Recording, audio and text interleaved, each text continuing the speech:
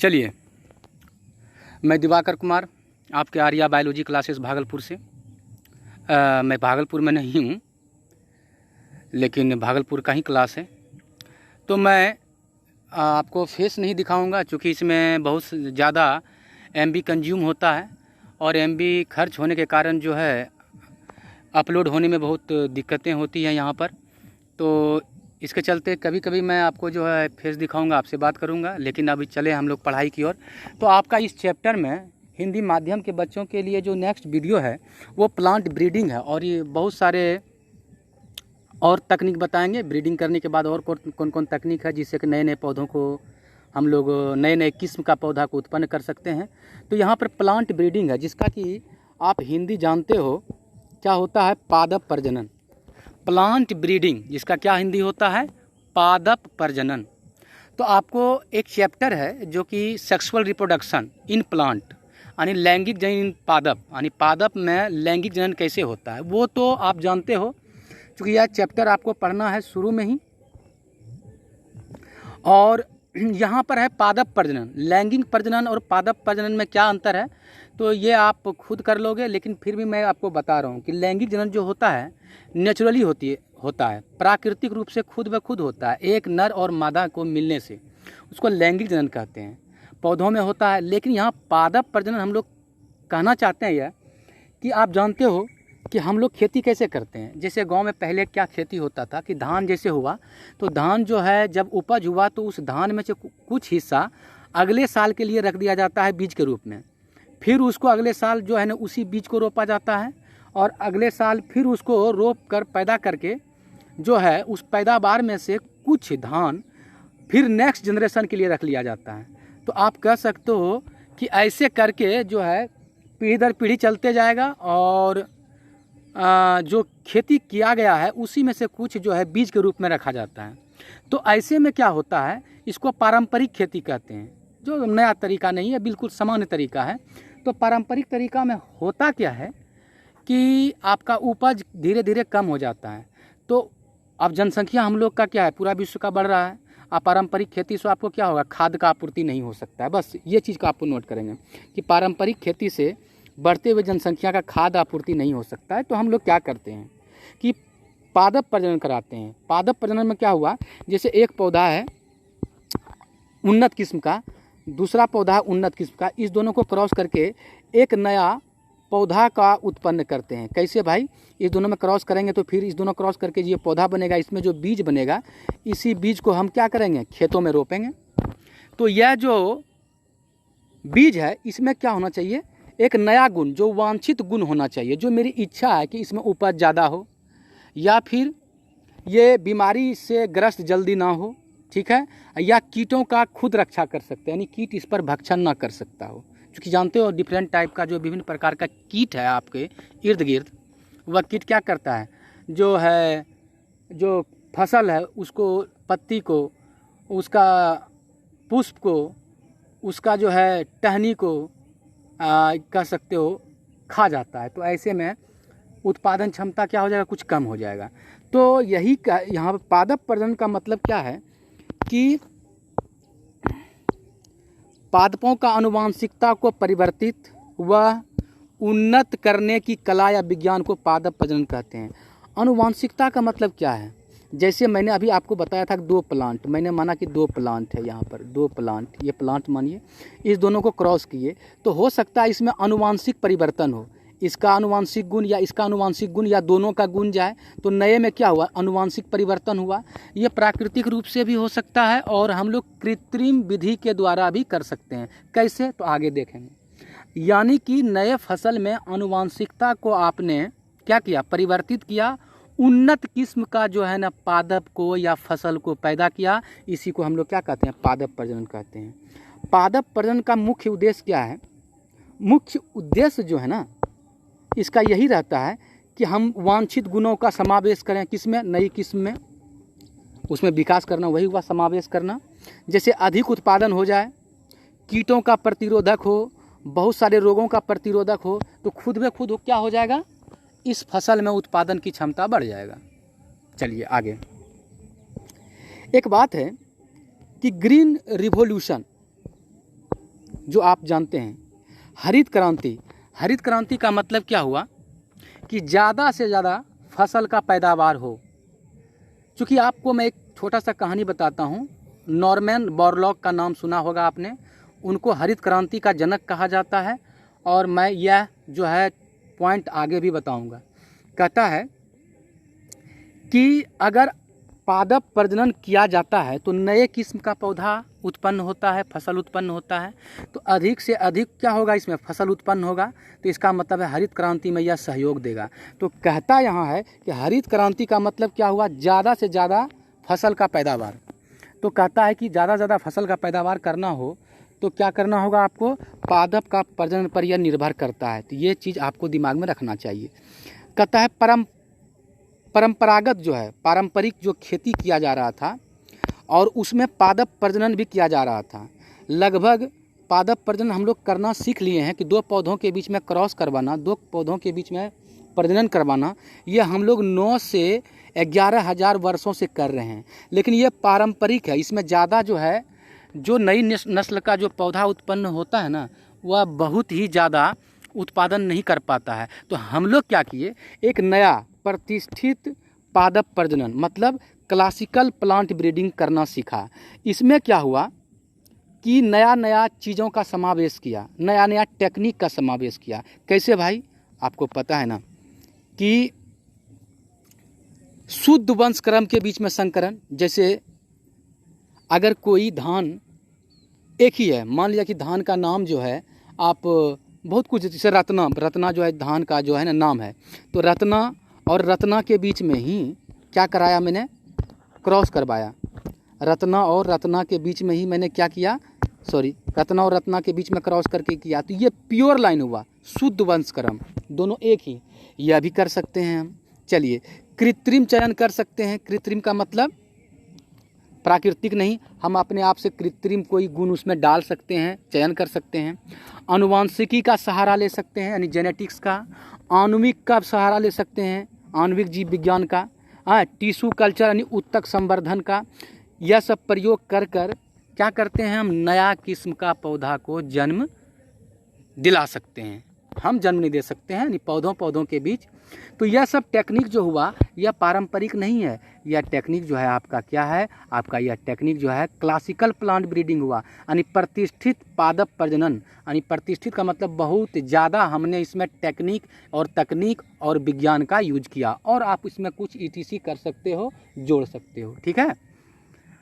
अब एक बात है कि अब नए जो आप पौधे को प्रजनन के द्वारा नए किस्म का पौधा को आप डेवलप किया, उत्पन्न किया, तो उसमें क्या गुण होना चाहिए, तो बहुत सारे गुण होना चाहिए। देखिए क्या गुण होना चाहिए, देखिए आप समझिए कि जो नए किस्म का पौधा हो जिसमें हम पादप प्रजनन के द्वारा उत्पन्न किया, हम क्या चाहेंगे कि इसका उत्पादन बहुत हो। समझिएगा, पर्यावरणीय तनाव को बर्दाश्त कर सके। आप कहोगे पर्यावरणीय तनाव क्या है, यानी पर्यावरण में बहुत सारे तनाव होते हैं। जैसे आप देखते हो कि थोड़ा सा अगर धूप हो, थोड़ा सा भी धूप हो तो कुछ पौधे जो है मुरझा जाते हैं। अधिक अगर लवणता हो, सॉइल में ज़्यादा लवणता मतलब समझते हो, लवण जो नमक क्या एक नमक जो है लवण में ही आते हैं। हाँ, तो सेलाइन कहते हैं, सेलिन समुद्री खारा पानी, ठीक है, या लवणता। तो ज़्यादा लवणता अगर रहा मिट्टी में तो क्या होगा, फसल उसको बर्दाश्त नहीं कर पाएगा। तो कहता है इस पर्यावरणीय तनाव को सह सकता है, जैसे बहुत अधिक लवणता में रह सकता है, अधिक तापमान को ही बर्दाश्त कर सकता है। अगर कहीं सूखा हो गया तो सूखा के प्रति भी क्या कर सकता है, सहनशीलता हो सकता है। ऐसे पौधों को हम चाहते हैं। तब तो हमारा क्या होगा कि ज़्यादा से ज़्यादा फसल का उत्पादन होगा। 1 by 1 समझोगे, चूँकि NCERT जो है ना ऐसी बुक है, हम लोग कह देते हैं कि बस इतनी पतली बुक है, क्या पढ़ना है सर। लेकिन एक बात बता दूं कि उस NCERT को लोग समझने के लिए बहुत मोटा 1200-1400 बुक का एक मतलब कि पेज का एक बुक बना देता है। और इतने भी जो आप LN और जो भी आकाश इंस्टीट्यूट या जितने भी कोचिंग को आप पढ़ते हो, सब जो है बहुत अच्छे रूप से, अच्छे तरीके से कुछ पॉइंट को ऐड करके NCERT को ही समझाता है। ठीक है, ताकि आपका जो एग्रीकल्चर हो, नीट हो और बोर्ड हो, वो अच्छी तरह से क्लियर हो जाए और आपका कॉन्सेप्ट क्लियर हो जाए। ठीक है। आप कहता है रोगजनक जो है ना उसका भी प्रति क्या हो, सहनशीलता हो। बहुत सारा पैथोजन है हमारे इर्द गिर्द। पैथोजन का मतलब जो रोगजनक, जो रोग पैदा करता है, जैसे वायरस, विषाणु जिसका नाम, फंगी, कवक, बैक्टीरिया, जीवाणु, पेस्ट जो है, कीट, ये सब जो है रोग पैदा करता है। तो इसका भी क्या होना चाहिए, उसका जो नया फसल बनाएंगे हम लोग नए किस्म का पादप प्रजनन के द्वारा, क्या होना चाहिए, रोगजनक का प्रति क्या होना चाहिए, सहनशीलता हो, बहुत जल्द क्या हो, वो रोग से ग्रस्त ना हो। यही सब क्वालिटी हम चाहते हैं, ठीक है, ताकि हमारा उपज जो है ना बहुत ज़्यादा से ज़्यादा हो। बात समझ में आ जाना चाहिए, ठीक है। अब चलिए आगे है, कुछ पॉइंट को आपको सोचना है। क्या सोचना है, देखिए, क्योंकि इससे हमको पॉइंट इसलिए मैं समझा रहा हूँ। पहली बात तो यह जो है नीट में 1 से 2 बार घुमा के पूछा है, जर्म प्लाज्म क्या है। ये जेनेटिक्स का टर्म है, आनुवांशिकी का टर्म है। यह जो जनन द्रव्य है जर्म प्लाज्म, ज़्यादा फेमस आपका जर्म प्लाज्म ही है, चाहे आप हिंदी में लिखो या अंग्रेजी में। चूँकि NCERT से मैंने इस शब्दों को लिया है यहाँ पे, जिसका हिंदी था जनन द्रव्य। अब कहो कि ये है क्या, जैसे धान जाती है, बहुत सारा धान है, तो उस धान में बहुत सारे मतलब गुणों को नियंत्रित करने के लिए उसमें जीन होता है, जो मैंने जेनेटिक्स में बात किया था क्लास में। फिर भी आप अगर नहीं थे या नए बच्चे हैं, उपस्थित नहीं थे, या फिर कोई हमारे इंस्टीट्यूट का नहीं है, बाहर का इंस्टीट्यूट का है या कहीं और पढ़ता है, तो उनके लिए मैं एक बात कहना चाहता हूँ। मैं मनुष्य जाति का हूँ और आप भी जो हैं, जो पढ़ रही हैं या पढ़ रहे हो, तो आप भी मनुष्य जाति का हो। हम दोनों का जीन जो है ना 99.99% मिलता है। यानी कि हमारा जो हाइट का लिए जीन है, आपको मैं भी वही हाइट के लिए जीन है, मेरे कलर के लिए है, वही कलर के लिए है, ठीक है। तो जो हमारे में एक जाति, मनुष्य जाति में जितना जीन है, उसको एक बार एकत्रित कर दें पूरा विश्व में, कि जितना जीन हो मनुष्य जाति में, उसको हम लोग जर्म प्लाज्म कहते हैं। तो यह मैंने देखिए यहाँ क्या कहा, किसी जाति, जैसे मनुष्य जाति था, किसी जाति का आनुवांशिकता का बनावट, यानी सभी जीन का बनावट को जर्म प्लाज्म कहा जाता है। अब एक चीज़ और आपको सिखाना चाहते हैं, कहना चाहता हूँ मैं, जैसे हाइट के लिए जीन है आपके पास, मेरे पास भी है, तो हाइट का 2 जीन होता है, समझिए मेरी बात को, एक लंबाई के लिए, एक छोटा के लिए। तो जो लंबा हो गया उसके लंबा जीन है उसके पास, मतलब कि उसमें लंबा जीन ज़्यादा करके क्या हो जाता है, मतलब उपस्थित नहीं होता, वो प्रकट होता है। और जो छोटा है इसका मतलब वो छोटा जीन मतलब कि प्रकट हुआ।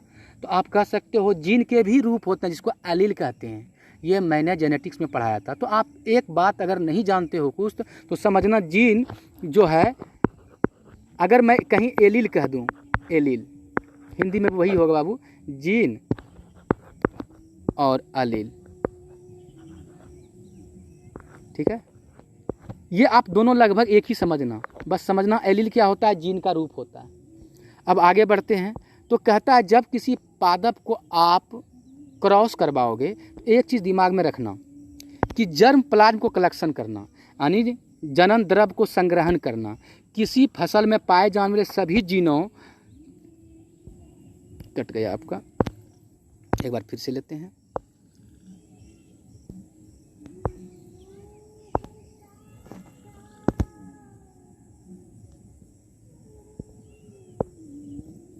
देखिए, जनन द्रव्य का संग्रहण कीजिए। जैसे तुम्हारे 2 प्लांट को आप, 2 प्लांट है यहाँ पर, इसको क्रॉस कर रहे हैं, तो जितने भी प्लांट हैं माने धान के बीच में, तो धान का अलग अलग किस्म होता है, इसका मतलब थोड़ा बहुत जीन में परिवर्तन है। तो सभी को संग्रह करके आप किसको चाहते हैं क्रॉस करवाना, चूँकि अगले पीढ़ी में किसका गुण चाहते हैं, तो आपको क्या करना पड़ेगा, करना यह पड़ेगा कि क्रॉस करने के पहले, ठीक है, कि किसी फसल में पाए जाने वाले सभी जीनों का विविध, यानी एलील का समस्त संग्रहण कर लेंगे, इसको जनन द्रव्य संग्रहण कहते हैं। तो जब जर्म प्लाज्म कलेक्शन कर लेंगे तो आपको पता चलेगा कौन अलग अलग गुण वाले हैं। कोई लंबा धान हुआ, कोई छोटा धान हुआ, हैं, कोई ज़्यादा उत्पन्न करने वाला फसल है, कोई कम उत्पन्न करने वाला फसल है। किसी फसल में ये हो सकता है कि वो रोगजनक का क्या हो, प्रतिरोधक हो, कोई कीटजनक का प्रतिरोधक हो। आप क्या चाहते हैं, किसके बीच में क्रॉस कराना चाहते हैं, इसीलिए आपको जो है ना जर्मप्लाज्म कलेक्शन चाहिए। आप कहता है क्या है, कैसे करते हैं जर्मप्लाज्म को, मतलब कि पादप प्रजनन का जो है ना कैसे करवाते हैं। तो इसको जो है आपको सीखना होगा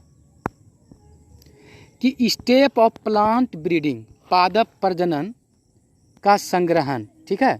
अच्छा चरण मतलब कैसे स्टेप बाय स्टेप कैसे करते हैं। तो देखिए, पहली बात परिवर्तनशीलता का संग्रहण, वही है जनन द्रव्य का क्या संग्रहण करेंगे, यानी विभिन्न प्रकार का आप जो है पौधों को एकत्रित करेंगे। अब इसमें से आप चुनेंगे, जनकों का मूल्यांकन करेंगे तथा चयन करेंगे। जैसे मान लिया बहुत सारा है, तो आप लंबा पौधा और क्या कर सकते हैं, एक रोगजनक पौधा जो रोगजनक का प्रतिरोधक हो, इस दोनों के बीच में आप क्रॉस कराना चाहते हैं। बाकी बात आप छोड़ दो। तो चयन किया आपने, बहुत सारा चीज़ आपने संग्रहित किया, लेकिन आपने जनकों को क्या किया, मूल्यांकन किया कि किसको क्रॉस करवाना है, अर्थात चयन करके आपने क्रॉस कराया। जैसे ही क्रॉस कराया तो आप देखो चयनित जनकों के बीच में संकरण करवाया, इसको क्रॉस हाइब्रिडाइजेशन कहते हैं। जैसे ही संकरण करवाया तो उससे बीज उत्पन्न हुआ, बीज को फिर लगाया तो क्या हुआ, फसल हुआ। और उस फसल में जो श्रेष्ठ गुण है, श्रेष्ठ गुण समझ गए, जिसमें श्रेष्ठ गुण है, जो सबसे अच्छा सुपेरियर रिकॉम्बिनेंट, हाँ, श्रेष्ठ गुण वाले को श्रेष्ठ पुनर्योगज कहते हैं, इसको का चयन करेंगे, आप परीक्षण करेंगे, उसको लगाएंगे, परीक्षण कर लेंगे कि इसका उत्पादन क्षमता क्या सही में है कि ज़्यादा कि नहीं, ये लंबे पौधे हैं कि नहीं, और यह क्या आपने माना था रोगजनक का प्रतिरोधक है कि नहीं। ये सब जब आप देख लेंगे तो परीक्षण किए हुए क्या करेंगे, किस्म को यह खेती करने के लिए दे देंगे और वो अपना खेती करेगा, व्यापारीकरण करेगा और खाद्य को उत्पादन का क्या करेगा, भरपाई करेगा।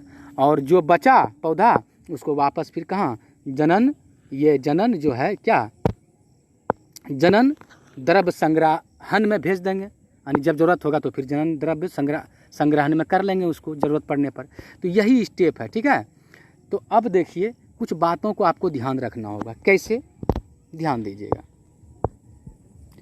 कि भारत एक कृषि प्रधान देश है, यह आप बचपन से पढ़ते आ रहे हो। कहता है कृषि के द्वारा सकल घरेलू उत्पाद, यानी कि हमारे देश का जितना उत्पादन है, जैसे कोयला के द्वारा उत्पादन जो हमारे देश में होता है, यानी कि हमारा आर्थिक स्थिति, लोहे कारखाना के द्वारा, बिजली के द्वारा, बहुत सारे चीज़ों से हमारे देश का उत्पाद होता है। तो सकल घरेलू उत्पाद उसको कहते हैं, जो टोटल 100% जो भी कमाते हैं हमारे देश में। तो कहता है, उसको कहते हैं इंग्लिश में ग्रॉस डोमेस्टिक प्रोडक्ट, और हिंदी उसका जो शॉर्ट नाम है उसका नाम है जीटीपी। क्या नाम है, जीडीपी, यानी ग्रॉस डोमेस्टिक प्रोडक्ट, ठीक है। तो कहता है अगर 100% आपका जो उत्पादन होता है सकल घरेलू उत्पाद, उसमें से 33% किसके द्वारा योगदान दिया जाता है, कृषि के द्वारा। आप देखो कि 33% जो हमारे देश का आर्थिक है, सो कहते हैं टोटल जितना भी उत्पाद होता है, सकल घरेलू उत्पाद, जितना भी इकोनॉमी हम कह सकते हैं आर्थिक है, उसका 33% योगदान किससे है, हमारा कृषि से है। जबकि जानते हो इस कृषि पर हमारे देश की लगभग 62%, आप ज़्यादा भी बोल सकते हो, चूँकि एनसीईआरटी में 62% दिया हुआ था तो मैंने 62 ही लिखा, क्योंकि यही आपको पूछेगा तो यही आपको आंसर देना है। तो कहता है हमारा देश का जो ना 100% जनसंख्या में 62% जनसंख्या कृषि पर, कृषि रोजगार पर निर्भर करता है। सोचो 33% है सिर्फ टोटल सकल घरेलू उत्पाद का, और 62% यहाँ पर जनसंख्या निर्भर करता है। तो सोचो हमको यह जो उत्पाद है कितना अधिक बढ़ाना होगा, 33% से 60, 70, 80 करना होगा। तो हमें नया नया तकनीक अपनाना है, नया नया तकनीक को अपना रहे हैं। इसी में हम लोग प्लांट ब्रीडिंग पढ़ा, यानी पादप प्रजनन पढ़ा, क्योंकि ये एक नया तकनीक है जिसे अधिक से अधिक खेती हो सकता है। और गांव सब में भी तकनीक हो गया, पहले बैल से खेती होता था, अब कम समय में क्या हुआ, ट्रैक्टर से होता है, कटाई भी अलग मशीन से होता है। तो ज़्यादा से ज़्यादा हम लोग क्या कर सकते हैं, अपने खेती को उन्नत करने के लिए बहुत सारा तकनीक को लगाते हैं। अब आइए कुछ संकर फसलों का नाम, कुछ संकर फसलों का नाम आपको बताना है और ये नीट में ज़्यादा पूछा जाता है, इसका नाम पूछा जाता है भाई नीट में, बिहार बोर्ड में भी पूछा जाता है, CBSE बोर्ड में पूछा जाता है। क्या पूछा जाता है? इसका नाम पूछा जाता है कि हाइब्रिड का कुछ नाम है। तो पहले आप तकनीक को पढ़ें कि जानते हो कुछ, मतलब जैसे मान लिया कि आप कहते हो ना सीता पहले फेमस था, बौना मंसूरी आप नहीं जानते हो बहुत लोग, ठीक है। जैसे इधर मैंने पापा जी बोला कि सौरभ जो है ना बीज ला दो प्रखंड से, तो हम नहीं जानते थे चूँकि हम रहते नहीं हैं, किसी आदमी को लेके साथ में गए थे। तो सौरभ क्या है? एक जो है धान का जाति है, मतलब कि उन्नत किस्म है, ठीक है ना। तो बहुत सारे किस्म हैं, तो ये जो सौरभ है ये क्या है? हाइब्रिड है, ये संकरित फसल है, मतलब इसको पादप प्रजनन के द्वारा, कृत्रिम तरीके के द्वारा, या कह सकते हो वो कि उसमें बहुत सारा नया तकनीक लगा करके सौरभ धान को बनाया गया है, ठीक है, ताकि उसका जो उत्पादन क्षमता बहुत ज़्यादा होता है, लोग लगाए हैं इधर, ठीक है। तो वही कहते हैं कुछ संकर फसलों का नाम तो बताओ। तो मैं बता रहा हूँ, आपको याद रखना है और नाम 1-2 बार बोलेंगे हम। सोनालिका, कल्याण सोना, यह सब जो है सोनालिका और कल्याण सोना जो है ना, यह व्हीट का किस्म है, यानी व्हीट का जो है ना, ठीक ना, व्हीट समझ रहे हो ना, गेहूं का ये क्या है? किस्म है। कहता है इसको सेमी ड्वार्फ व्हीट कहते हैं। सेमी मतलब आधा, ड्वार्फ का मतलब वामन का मतलब होता है हाइट, यानी पहले बहुत हाइट का होता था, ज़्यादा हाइट का होता था क्या पौधे, किसका? व्हीट का। लेकिन अब यहाँ पर तुम क्या देखोगे? अर्धवामन गेहूँ, मतलब बहुत ज़्यादा लंबा का नहीं होता था। बहुत ज़्यादा लंबा होता था तो क्या होता था? थोड़ा सा हवा, मतलब कि अगर चलती थी तो क्या होता था? उस हवा के झोंके में प्लांट गिर जाता था ज़मीन पर, तो नुकसान होता था किसको? किसान को। तो इसको हाइट कम कर दिया। तो ये सोनालिका जो है, कल्याण सोना है, यह क्या है? संकरित फसल है, जिसको पादप प्रजनन के द्वारा उत्पादन किया गया है, जिसका उत्पादन क्या होता है? अधिक होता है और रोग प्रतिरोधक होता है। और भारत के विभिन्न हिस्सों में जहाँ पर गेहूं का उत्पादन होता है वहाँ लगाया जाता है। ये 1960 और 70 के दशक में ये कल्याण सोना और सोनालिका को लगाया गया था। चलिए और आगे बताते हैं आपको। सेमी ड्वार्फ राइस, उसी तरह सेमी ड्वार्फ का मतलब अर्धवामन, इसको कहते हैं आधा वामन भी बोल सकते हैं, अर्धवामन धान। अर्धवामन का मतलब समझे, पहले जो धान होता था बहुत लंबा लंबा होता था, ठीक है, धान का पौधा। अब क्या होता है? ना ज़्यादा लंबा ना ज़्यादा छोटा, इसको कहते हैं अर्धवामन धान। तो इससे क्या होता है? हवा के झोंके के कारण इसका डंडी जो होता है ना, इसका डंठल जिसको कहते हो, इतना मजबूत होता है कि गिरता नहीं है ज़मीन पर, इसलिए फसल नष्ट नहीं होता है। तो और इसमें उत्पादन क्षमता भी बहुत होता है। तो बहुत ज़्यादा जो है अर्धवामन नई किस्म को क्या किया गया है? तैयार किया गया है। जैसे आपका जो है IR8, ये धान का बाबू क्या है? किस्म है। IR8 पूछा है नीट में, पिछले साल का क्वेश्चन देख लोगे। और ये तो आपका बिहार बोर्ड में पिछली बार पूछा था, थाईचुंग नेटिव फर्स्ट। बोलोगे सर ये भी धान है, ये भी धान है जो अर्धवामन धान है, तो आप नाम तो बोल ही दिए, लेकिन आपको शॉर्ट में NCERT को लैंग्वेज में नहीं लिख करके मैंने लाइन डायग्राम लिख करके आपको बताना चाहूँ कि इस दोनों के बीच में क्रॉस करके और बहुत सारे नए किस्म का धान को पैदा किया गया, जिसमें उत्पादन क्षमता बहुत अधिक होता है तथा रोग प्रतिरोधक होता है। अब पूछा जाता है नीट में कि IR8 क्या है, तो आप क्या बोलोगे? धान का किस्म है जिसका नाम है इंटरनेशनल राइस 8, अरे नाम दिया गया भाई। और यहाँ है थाईचुंग, आप ताईचुंग भी पढ़ सकते हो, ताईचंग भी पढ़ता है लोग, लेकिन थाईचुंग नेटिव फर्स्ट, ये ताइवान में डेवलप किया गया था ये पौधा, किसका? धान का। और यह जो है IR8 कहाँ पर? इंटरनेशनल राइस रिसर्च इंस्टीट्यूट, जिसका शॉर्ट नाम है IRIR, इंटरनेशनल रिसर्च इंस्टीट्यूट। हाँ, ये जो था राइस का, ये फिलीपींस में है। ये जो है ना धान कहाँ पैदा किया गया था? फिलीपींस में।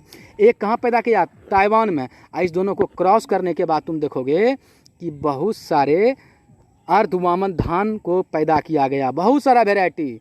और उसका उत्पादन क्षमता क्या है, बहुत ज़्यादा है, रोग प्रतिरोधक है।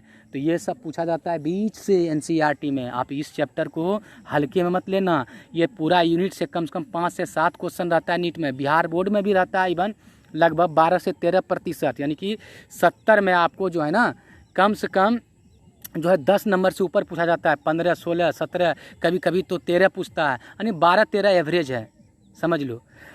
अब एक चीज़ और कि ये तो विदेश में ज़्यादा करके आपने सुना कि ये पैदा किया है, ठीक है, नाम ही है विदेशी। आपके देश में भी कुछ धान का किस्म पैदा किया गया है क्या? हाँ सर, किया गया है। पूछा जाता है जया और रत्ना अर्धवामन धान है, मतलब ना ज़्यादा हाइट का ना कम हाइट का, जिसका उत्पादन क्षमता अधिक है और रोग प्रतिरोधक है, कीट प्रतिरोधक है, और यह भारत में विकसित किया गया। ये तो बहुत बार पूछा है आपके बिहार बोर्ड में, जया रत्ना क्या है? धान का किस्म है कि गेहूं का किस्म है कि चना का किस्म है कि सरसों का किस्म है? तो पहला ऑब्जेक्टिव क्या कहोगे कि जया रत्ना धान का किस्म है सर। चलिए अब आगे आइए, कुछ और सुनिए कि सैक्रम बारबेरी, ये जो सैक्रम बारबेरी है, हिंदी में भी लिख दिया, अंग्रेजी में भी लिख दिया है, क्योंकि ये बायोलॉजिकल नाम है, उत्तरी भारत में पाया जाता है। और ये क्या है सर? तो ये जो है ईख, गन्ना जिसको कहते हो, उसका नस्ल है एक, और दूसरा नस्ल है सैक्रम ऑफिसिनेरम। क्या मैंने बोला? Sacrum officinarum. ये दक्षिण भारत में उगाया जाता है। दोनों का अलग अलग गुण है। एक तो यह कि यह शर्करा इसमें कम होता है, यानी चीनी का मात्रा, यानी कि जो आप रस नहीं निकालते हो उसमें चीनी निकलता है ना जी, कम होता है, और उत्पादन भी कम होता है। और यह तुम देखोगे कि यहाँ पर इसका मोटा स्टेम होता है, तना, इसका तना थोड़ा पतला होता था, ठीक है, ज़्यादा शर्करा भी होता है। लेकिन यह जो है ना दक्षिण भारत का है, और उत्तरी भारत के ज़मीन पर जब लगाया जाता है तो यह उत्पादन नहीं होता है, यानी उसके मिट्टी को ये सूट नहीं करता है। तो क्या किया, इस दोनों में क्रॉस किया गया और नई किस्म का गन्ना को क्या किया गया, उत्पादन किया गया, जिसमें सभी गुण था, अधिक शर्करा भी था, मोटा तना भी था, और उत्तरी भारत में भी और दक्षिणी भारत में भी दोनों जगह बहुत आसानी तरीके से उपजाया जाता है। तो ये आपके देश में किया गया है गन्ना का। और कुछ किया गया है सर? बहुत सारा चीज़ किया गया है, आइए देखते हैं। है देखिए यहाँ पर भारत में संकर मक्का, संकर मक्का आप समझते हो ना, मक्का वैसा जो कि नए नए अलग अलग किस्म का मक्का को क्रॉस करने के बाद क्या किया गया है, संकर मक्का बनाया गया। ज्वार भी बनाया गया और बाजरा भी नया नया तरीका का विकसित किया गया। इसको इंग्लिश में कहते हैं मेज, ज्वार और बाजरा। ये सब जो है ना एक वैरायटी में आता है जिसका नाम है माइलेट्स। इसको इंग्लिश में क्या बोलते हैं सबको? माइलेट्स। तो ये सब भी हमारे देश में विकसित किया गया। और बहुत सारे फसलों को आप देखोगे, जैसे आप भिंडी का देखोगे, बैंगन का देखोगे, ये सब आगे हमने एग्जाम्पल दिया है नए नए टॉपिक बना करके। तो चलिए, और आपको कुछ एनसीईआरटी का मैंने यहाँ पर आपको पॉइंट को डील किया है कि आप देखो, क्योंकि मैं वहाँ पर रहता था तो आपको फोकस करता था कि एनसीईआरटी पढ़ो, यहाँ पर कुछ पॉइंट को जो कि आपको लैंग्वेज में है उसको समझा दें, चूँकि मैं लिख दिया हूँ। आपको मैंने कुछ देर पहले एक बात बोला था, याद है ना, ग्रीन रिवॉल्यूशन, हरित क्रांति। जानते हो हरित क्रांति संभव कब हो सका? जब अच्छे किस्म का धान, अच्छे किस्म का गेहूं का जो है ना उत्पादन किया गया। किसके द्वारा? पादप प्रजनन के द्वारा। आपको मैंने बताया था मैक्सिको में ये जो है पहली बार डेवलप किया गया था। तो ये जो करने वाले थे, इसका नाम कौन क्या था पता है ना आपको? आपको मैं बता रहा हूँ, उसका नाम था आपका नॉर्मन ई बोरलॉग, जिसको कि हरित क्रांति का जनक भी कहा जाता है। चलिए एक बात मैं बताना चाहता हूँ आपको कि 1960 से 2000 ईस्वी तक देखा क्या है, गेहूं का उत्पादन जो 11 मिलियन टन से बढ़कर 75 मिलियन टन हुआ। देखो 1960 से 2000 के बीच में। जबकि धान का उत्पादन 35 मिलियन टन, मिलियन जानते हो ना, 10⁻6 कर देना, बिलियन होगा 10⁹ कर देना गुना, ठीक है, बढ़कर कितना हुआ? 89.5 मिलियन टन हुआ। देखते हो 1960 से 2000 के बीच में ये कितना टन बढ़ रहा है? 3 गुना 4 गुना। ये कैसे संभव हुआ पता है? अच्छे किस्म का जो है ना गेहूं और धान का उत्पादन किया गया, फिर उसको ज़मीन पे लगाया गया, तब जा कर के क्या किया गया, बहुत ज़्यादा पैदावार हुआ। उसी को हम लोग क्या बोले? हरित क्रांति कहा। जो हमारे देश में हरित क्रांति और पूरा विश्व में हरित क्रांति देखने को मिला। तो ये जो क्रेडिट जाता है मेक्सिको में उपस्थित जो है ना international centre for wheat and मेज, एक सेंटर है। मेज मतलब आप जानते हो धान, ये मेज मतलब क्या होता है आपका, होता है मक्का, और व्हीट मतलब होता है गेहूँ। इंटरनेशनल सेंटर है जिसमें ये आपका जो है ना, ये सब आपका वेराइटी है नए नए किस्म का, ये सब जो है नए नए किस्म का आपका जो है ना वेराइटी है जो एनसीईआरटी में दिया हुआ है, अच्छे अच्छे किस्म का, जो किसका है आपका मक्का, गेहूँ और मटर का है, हाँ उधानी मटर जो हम लोग लगाते हैं, ये सब है, ठीक ना। कहता है वही जो है ना, वो जो सेंटर था उसमें नोबेल पुरस्कार जो पुरस्कृत किया गया था इस काम के लिए नॉर्मन ई बोरलॉग को, जो गेहूं का अर्धवामन किस्म को विकसित किया था। अर्धवामन किस्म जो मैंने अभी कुछ देर पहले बोला था आपको, सोनालिका याद है, कल्याण सोना, ये अर्धवामन, वैसा ही बहुत सारा वेराइटी को उत्पन्न किया था। तब जाके पूरा विश्व को लगाया, पूरा विश्व ने इसका पैदा किया, पैदावार को बढ़ाया, तब आपने हरित क्रांति कहा। और इसके परिणाम जो है ना बहुत ज़्यादा चीज़ हुआ। एक तो यह कि रोग प्रतिरोधक किस्म पैदा हुआ, जैसे सोनालिका कल्याण सोना, मैंने ऊपर मैंने आपको क्या है बताया था, सोनालिका कल्याण सोना विकास करके उन्होंने भारतवर्ष में गेहूँ पैदा कराया।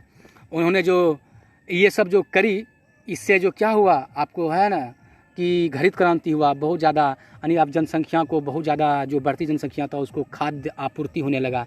इसीलिए नॉर्मन ई बोरलॉग को क्या मिला था, नोबेल पुरस्कार, ठीक है ना।